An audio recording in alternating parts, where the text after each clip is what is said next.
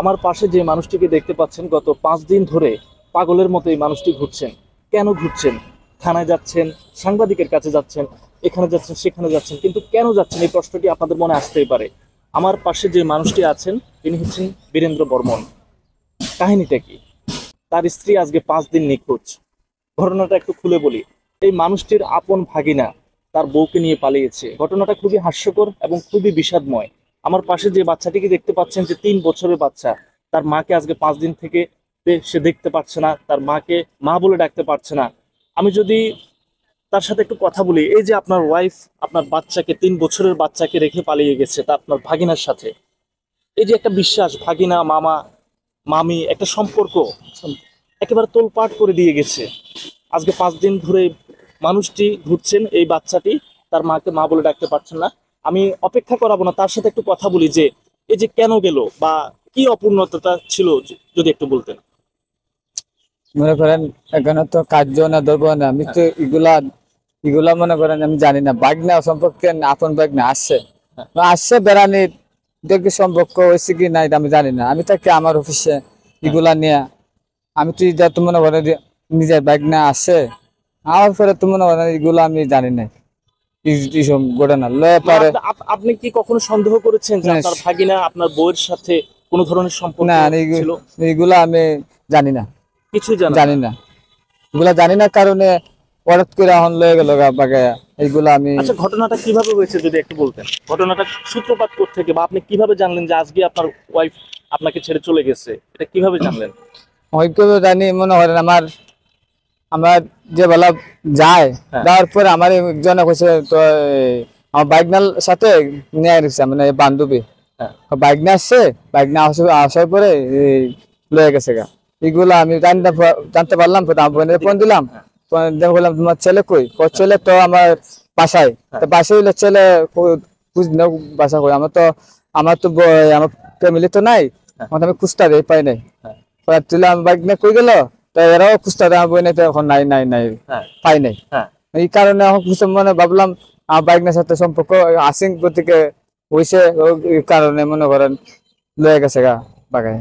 আপনি কি এই বিষয়টা শিওর নাকি অন্য কোনো কাহিনী? হ্যাঁ শিওর শিওর, আমি শিওর।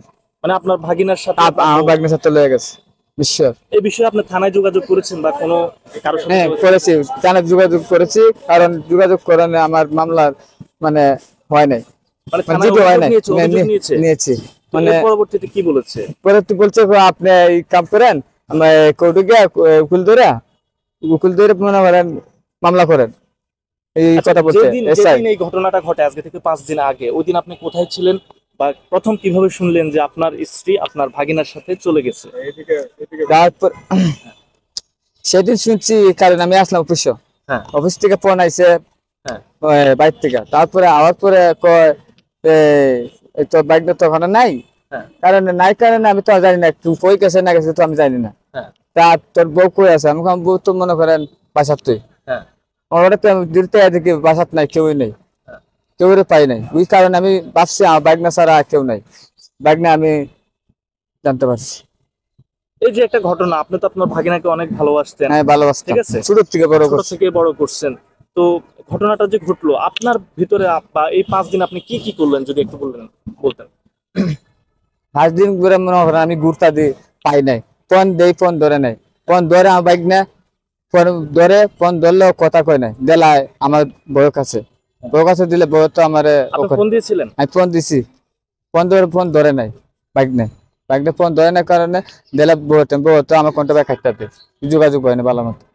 এই কারণে ভাবছি মনে করেন বাইক নিয়ে সাথে আমার বউ গেছে। মানে এর থেকে আপনি সন্দেহ করলেন? আমি সন্দেহ করছি, হ্যাঁ সন্দেহ করছি আমার বাইক নিয়ে সাথে গেছে।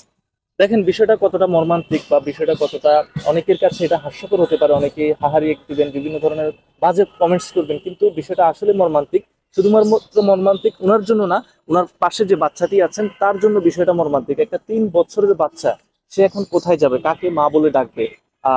এই সন্তানের কিভাবে যত্ন নিচ্ছেন আপনি? আমি তো অফিস ছুটি চাইরা মানে 5-6 দিন ডিউটি করি নাই, না করে না মনে করেন আমি এখন পোলা নিয়ে আমি ব্যস্ত আছি বলতে কি আমি এইদিকেও ব্যস্ত আছি, আবার আমার ওয়াইফের লেগে ঘোরাফেরা কথা দিই 4-5 দিন ধরে খাই নাই, খুঁজ পাই নাই।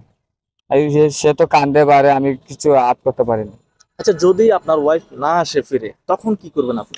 না আসলে তো মনে করেন তো চাপ সৃষ্টি কথা আমার শ্বশুর বাড়ির থেকে, হ্যাঁ, ঠিক আছে। কি বলে শ্বশুর বাড়ি শ্বশুর থেকে? বাড়িতে চাপ দিছে এই কারণে, কয় তোমার বাইক না লোকে গেছে, ঠিক আছে, বাইক না লোকে গেছে তো তুমি আমি খুঁজছি বাইক না লোকে গেছে, ঠিক আছে, কারণ হচ্ছে যাইতে পারে, এখন তো আমি এগুলো আমি সঠিক পাই নাই, তো পাইছি না কারণে আমার কইছে আমার বাইক না লোকে গেছে, আমি নিজেরা কইয়া দিছি আমার শ্বশুর এমনি এমনি ঘটনা হয়েছে, গেছে গা। তারপরে কয় কি আমার মেয়ে দুধ তুমি নাই না দো দুধ আমার শরীরে কোনো প্লাকা নয় আর মরে বাসে তোমার উপায় রাখুন না, মানে শ্বশুর বাড়ি থেকে আপনাকে বলছে আপনার উমকে দিছে আমারে, মানে দুদিন মেয়ের দুধ বার করে না দিতে পারেন মেয়েরে। এখন এখন আপনি অন্য কোনো সিদ্ধান্তে যাবেন কিনা? ধরেন আপনার দিন যাচ্ছে, দিন গড়াচ্ছে, আপনার বউ আসছে না, হ্যাঁ, আপনার ভাগ্ন পলাতক, এই ক্ষেত্রে এই বাচ্চাটার কি করবেন আপনি? বাচ্চা তো আমার কাছে রাখুন। আপনার কাছে রাখবেন? হ্যাঁ, আমার কাছে রাখুন, আমি পালন। আমাদের বউ আসে, হ্যাঁ, আসলে পরে মনে করেন যেটা হয় ওই মনে মেনে করেন নিবেন আপনি? মেনে নিমু বলতে কি আমি চাইতে দিন মেনে নিমু, ঠিক আছে, মেনে বাপ মা আছে কোন কারণে আমার কইলো উমকি দিল, ইদা আমি যাচাই কইরা তারপরে মেয়ের গোসাই গোসাই দিম, যদি আমার ভাত খাইবো না খাইলাম দিয়া দিম ডাইরেক্ট। এটা কি শুধুমাত্র বাচ্চার জন্য যে আপনি মেনে নিবেন বা সবকিছু করবেন বাচ্চাটার জন্য নাকি? হ্যাঁ, বাচ্চার জন্য, বাচ্চার জন্য।